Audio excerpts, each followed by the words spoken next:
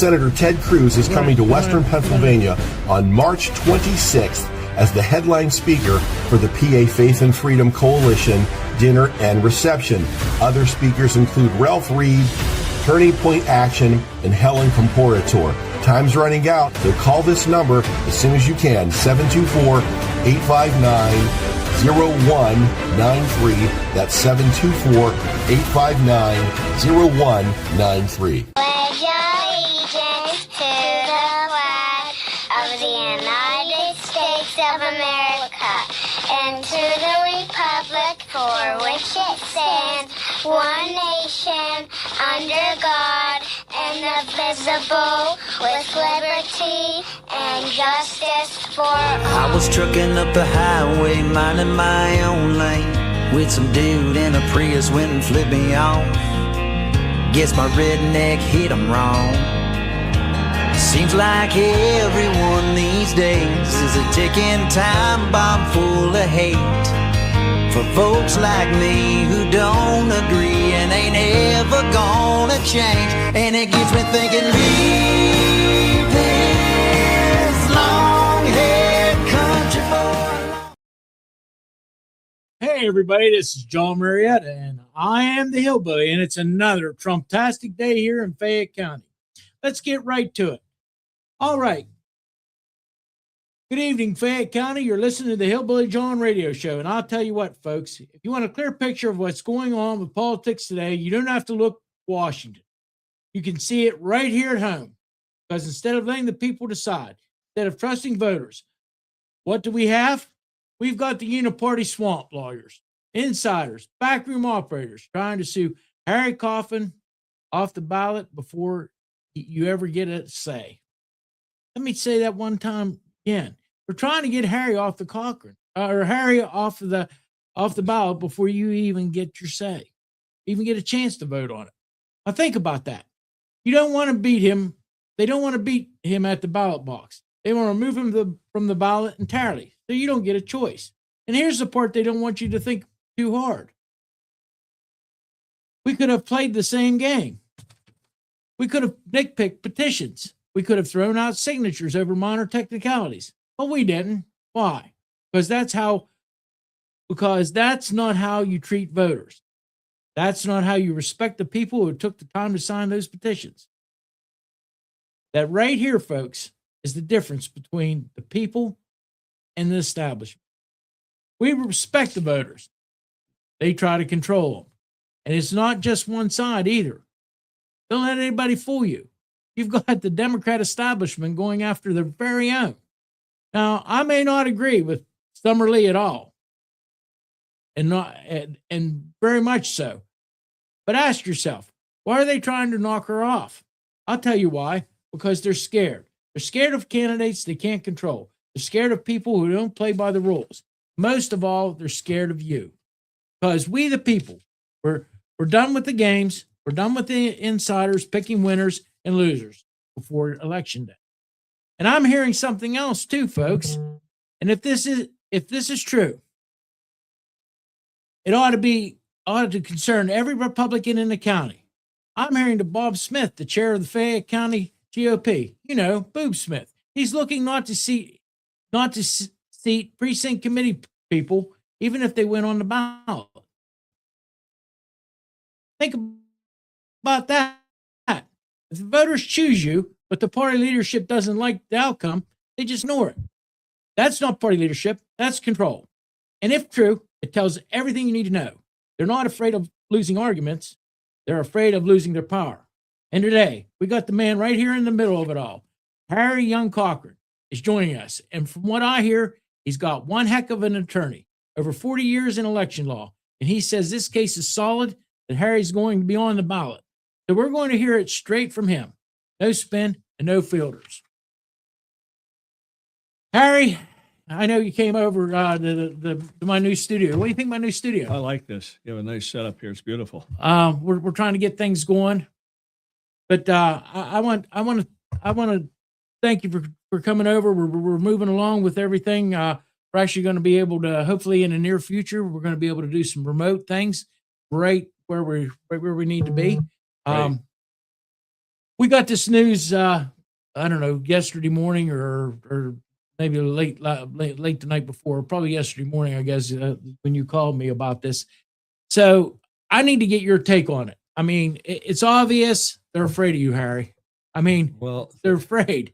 They don't want to let people decide. They want to try to make the decision for them. well, they shouldn't be afraid of me. I'm running to make things better.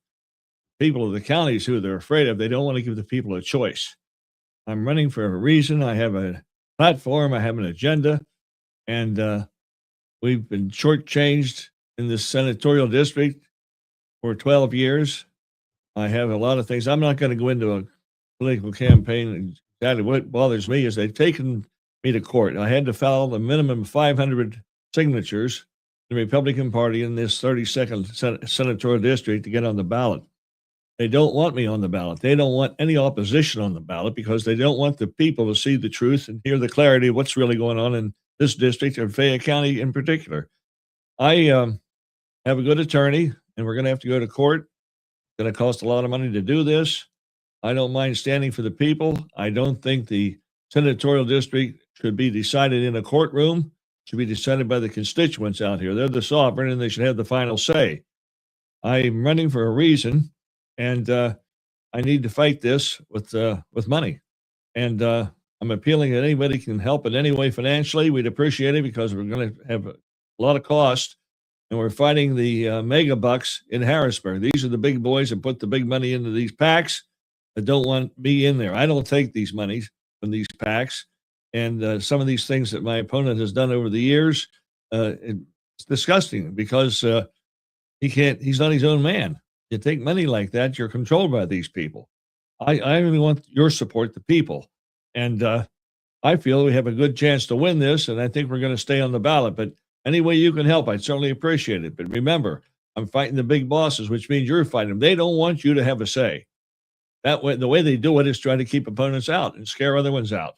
That way, they can use this huge PAC money to keep us out or frighten us out. They're not going to frighten me out. I'm here to stay, and I'm going to run, win, or lose. But I'll be honest, and I'm going to put my platform out there. And when you hear it, I don't see how you can vote against it. That's all I have to say, John, but I mean it. Well, I think that the people coming against you right now, they do fear what's going on, and you probably said it the best.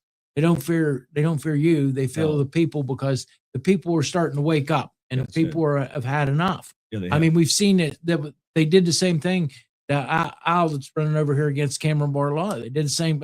She did the same thing to him. She's trying to keep him from ballot access, and you know, I don't like the petition process to begin with. I think it needs to be changed. One of the things that I think needs to be done is the way that you do it, the way they do it in West Virginia. Absolutely. I mean, West Virginia's got the people make fun of West Virginia, but it's right. John, they won't let you have that here because they want to control the process here. You know, in West Virginia, you have to, like Pennsylvania, you can file so many signatures to get on the ballot. You can just pay double the fare for the filing fee, and you don't need signatures. But the political parties here don't want that. They want to control. They don't want opposition. They want to make this like the House of Lords in England. You get elected, you're in for life. And there are ways to do it, and the big money can do that. It scares people out.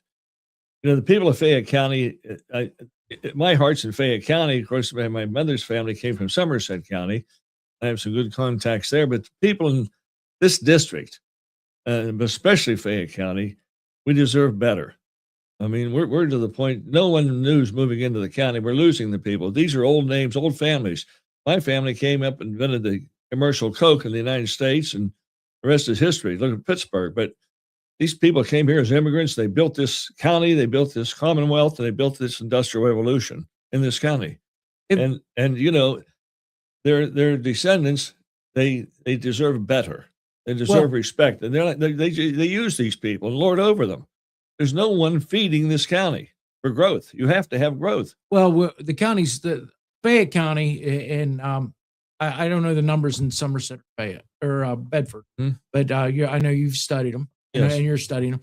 And I do know that we have a problem here in Fayette County. Our population is declining very readily. I mean, it isn't. We're not losing we're losing people every day. Right. And we're running a county right into the ground, because when you're losing these people, you're losing property owners and you're losing taxpayers, and that's what the problem is. I mean, the property owners that are shouldering all this. They're shouldering the school taxes, they're shouldering the property taxes, and we were running it.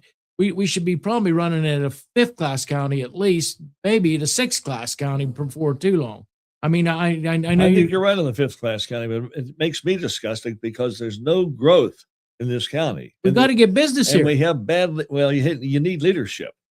You need these lunkheads you have run this county are pathetic. Well, They just want reelected, and it goes on and on and on. You know, even Einstein said, how things going to change when you reelect the same people. That's in the back of my mind. And you see a senator's been here for 12 years. I've done some research and some campaigning in Somerset, Bedford County. They don't even know who he is. I'm not. I was up. You know, I'm going to go into a lot of detail. They'll hear about in the campaign, but you know, this is sad. 12-year incumbent. I mean, you know, in the old days, when I was in politics before as a legislator, that if you said you were running against someone like that, they'd say you crazy. He hasn't done his job. He hasn't done it. We paid him millions and millions and millions and millions of dollars for that in that district in 12 years. What have we gotten for it? Nothing. Well, that's thank Nothing. you. You said it. Nothing. I don't have to. I will say. Thanks for having me on here, John. But I mean, I want to tell the people we have to fight this. I want to stay on for you, and I want to win this to help the people in this county. And it has to start. I mean, the state senate's to me, it's the most important position outside the county in the government representing this county. Well, and probably outside of the county commissioners in the county, the state senator has it. You know, cuts a wide swath. You do because you have any vacancy other than the district attorney or the commissioners, any vacancy, whether it's because of death or resignation, the state senator fills that position. The House members, all funding mechanisms begin in the House, and any impeachment proceedings begin in the House. But the significance of the Senate is you have the confirmation of cabinet members and appointees for vacancies. Well, I do want to hit on one last thing, Harry, before you leave. This election law, the Act 77 that I mean, I don't want to get you too fired up today, but we need to address that right now, because this is what we're doing right now, because it has to change, and we got to get somebody in Harrisburg. Well, he's the big sponsor of that in 2019. So he owns it. He owns it. He's not done the thing to rescind it. Now they're talking, and I'm for identification for you to vote. You should show some kind of identification if you can vote. And I don't know how they're going to do that with these no excuse paper ballots. People just go around by mailing in ballots. And, you know, when they saw this, these other states saw this in 2020, they copied it immediately. They kept quiet. They copied what we had available here in Pennsylvania. And because I remember in November 2020, we all went to bed. Trump was ahead. Next morning, he was shellacked by these paper ballots. Yeah. And my opponent is the one that was to me, he's the author of it. No excuse, mail-in voting. Absolutely. And he's done nothing to even rescind it. So I want to see what they're going to do. It needs to, you need to identify yourself if you're going to vote. That's good. That's, to me, it's the way it should be. Well, I wanted to hit on that. I know we're going to have you back on many more times, much as we can, with the new system I have. And I have to thank so many people for putting this up, helping me out with this. But with everything I got, you can. I wanted to bring you in today, right here today, but you can stay in Connellsville. We can just link you in, or you can be in Somerset or Bedford or wherever, and we'll be able to link you in. And as long as we have a internet connection, and we'll be able to take care of that. And I great you have this. I like this. I mean, it's really working out well for us. Last week we had over 100,000 views. I mean, just on. That's great. It really is. I mean, just in 1 week. Yeah. I mean, fantastic. We'll keep moving on. I want to thank you for coming. And do you want to say anything else? And again, I want to appeal to the people. We need help to stay on the ballot, because they're trying to knock us off. If they do, then the court's going to decide who your state senator is. That's what's in there now. He's done nothing in 12 years If you want more, I'll tell you what he's done. He's cost the taxpayers $12 million is what he's done. I know that. I know that. I didn't want, you said the figure. I didn't want to say it, but for $12 million, what have they gotten? There's nothing. And of course, he supports this invisible government we have in the county. I don't want to get into that in detail yet. I'm going to get into that heavy in the future. But thanks for having me, John. I appreciate it. Hey, everybody, we're going to do a show tomorrow. We'll announce the time tomorrow morning. We're going to be doing a show with Al Buckton. He's coming in. They're trying to do the same thing to him, get him off the ballot. I understand there's lots of committee people all over the state that they're working, trying to keep from we the people making the decision to vote on. I want to thank you one more time, Harry, for coming over, and we'll put this one in the books. Thank you. On this road called life, you have to take the good with the bad, smile with the sad, love what you got, and remember what you had. Always forgive, but never forget. People change, things go wrong, but just remember the ride goes on. God bless each and every one of you. I am Jon Marietta, and I am the Hillbilly. Senator Ted Cruz is coming to Western Pennsylvania on March 26th as the headline speaker for the PA Faith and Freedom Coalition dinner and reception.